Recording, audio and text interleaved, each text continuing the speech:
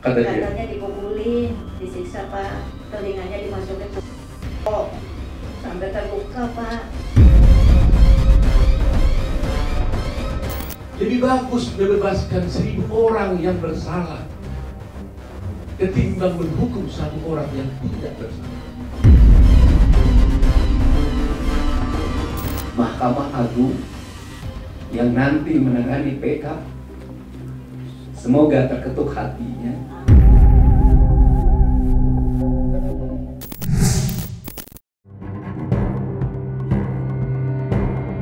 Kasus tewasnya Vina dan kekasihnya Eki pada tahun 2016 tidak hanya menyisikan kesedihan bagi keluarga korban, tetapi juga keluarga para terpidana.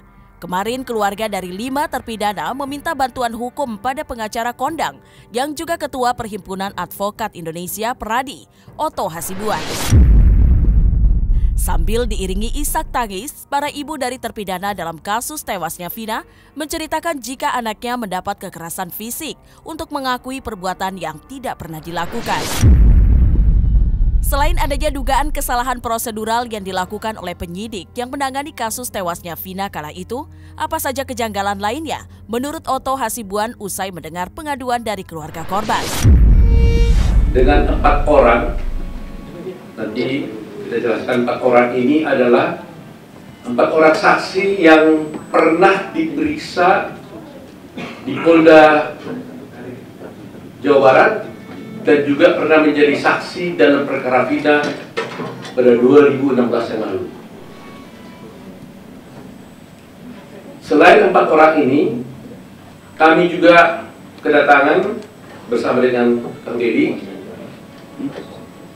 5 keluarga korban, keluarga daripada yang terpidana yang dituduh melakukan perbuatan pembunuhan sebagai pelaku Vina, mengadukan bahwa menurut keterangan daripada orang tua yang 5 orang ya, berarti ya 5 orang ini, sesungguhnya mereka ini tidak pernah melakukan perbuatan yang sudah dijatuhkan hukuman kepada mereka.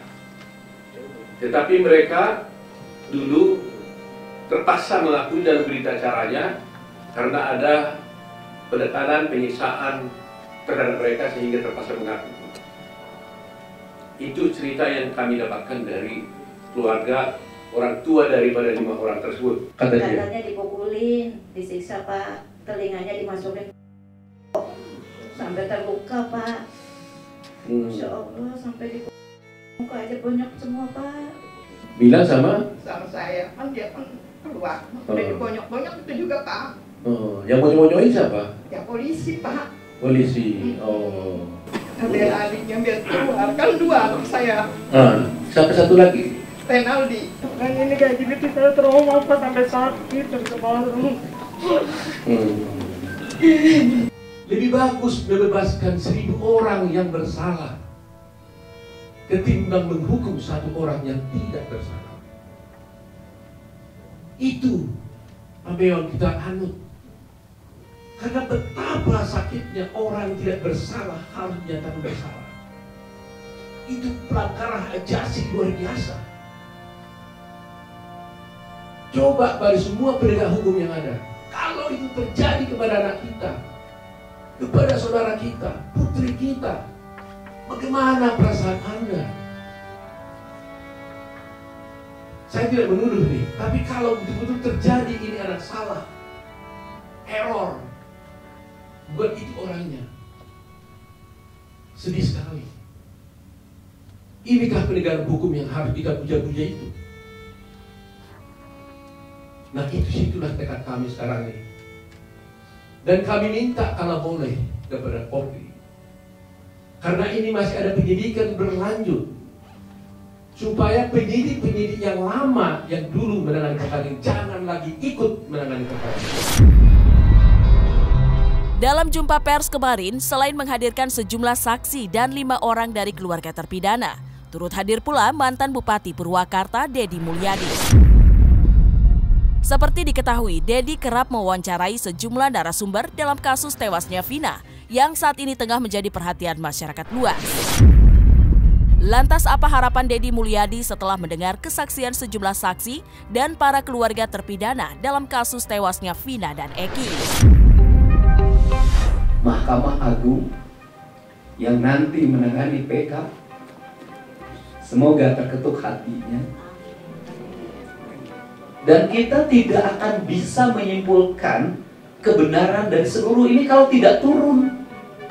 Ini kan banyak orang yang berkomentar yang tidak turun. Tidak menyaksikan dari pintu ke pintu, dari kampung ke kampung, dari gang ke gang, hanya mendapat informasi dari sajian yang ada. Sehingga pada saat ini saya menyerahkan sepenuhnya nasib dari kelima terpidana ini kepada Pak Otto Hasibuan. Semoga Allah memberikan jalan. Amin. Kebenaran akan menemukan jalannya. Hati, gimana kalau peristiwa itu menimpa saudara kita, menimpa anak-anak kita? Ya hati. Kita fokus pada peristiwa ini untuk kita agar terkonsentrasi pada satu peristiwa. Peristiwa hari ini kan kita ingin membuktikan bahwa 8 terpidana ini bersalah atau tidak bersalah. Itu dulu. Kalau saya punya rasa, saya kan ngomong rasa subjektif, ya kan?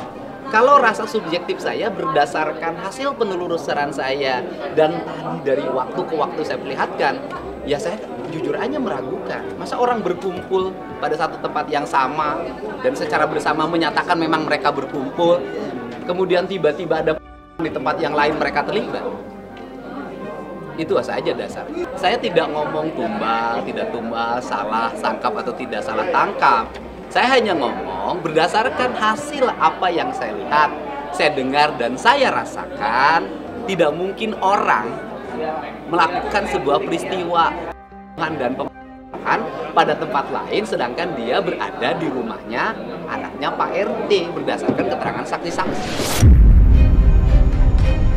Kesaksian keluarga terpidana dan sejumlah saksi yang meminta bantuan hukum ke Peradi yang diketahui Otto Hasibuan mengejutkan banyak orang.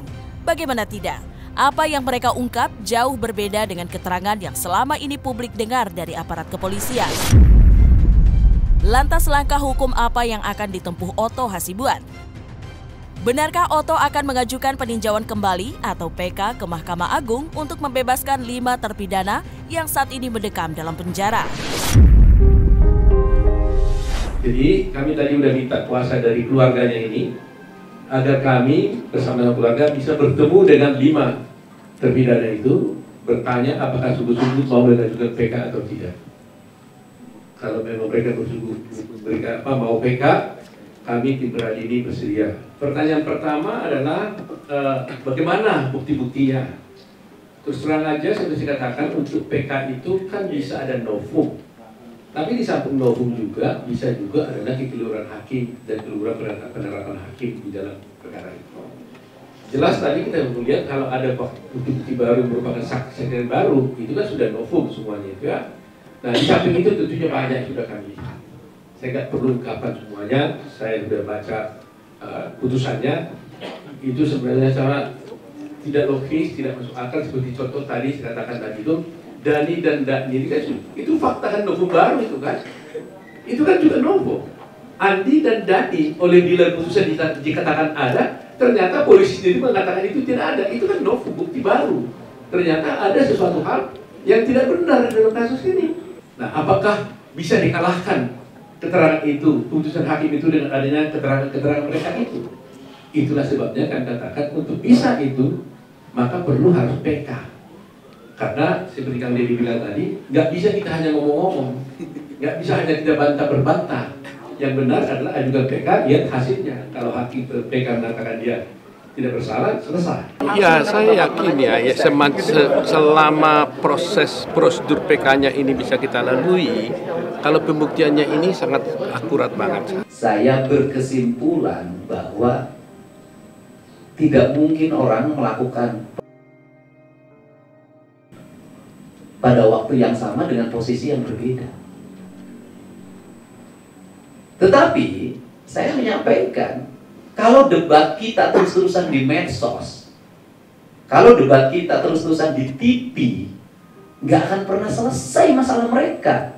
Saya khawatir ketika isu ini menurun, tidak jadi perhatian publik, nasib mereka nggak ada yang ngurus. Apa sih yang dibutuhkan dari para terpidana ini adalah PK. Dengan adanya novum baru. Maka saya sampaikan, sudahlah. Sekarang langkahnya berikutnya. Harus bertemu dengan pengacara, advokat, tokoh yang secara hati nurani itu tergerak berdasarkan pertimbangan rasa dan kemanusiaan, bahwa ini ada orang-orang yang hidupnya susah, kerjanya kuli bangunan, sudah ada yang meninggal ibu dan bapaknya, bahkan yang satu meninggal ibunya ketika sudah di penjara, yang harus diselesaikan secara hukum, tidak lagi hanya perdebatan di media sosial dan televisi. Maka saya mencoba untuk bertemu dengan Pak Oto Hasibuan. Untuk itu kami minta teman-teman bersabar, karena prosesnya harus berjalan sebagaimana prosedur yang ada.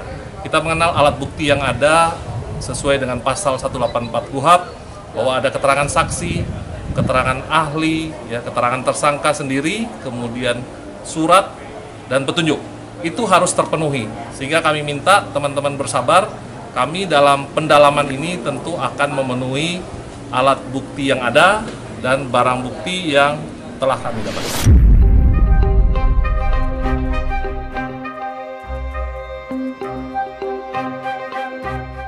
Nah, selesai sudah Cumi Lovers? Saksikan terus Cumi Camp In-Depth, kabar lengkap, mendalam, dan akurat dari narasumber terpercaya.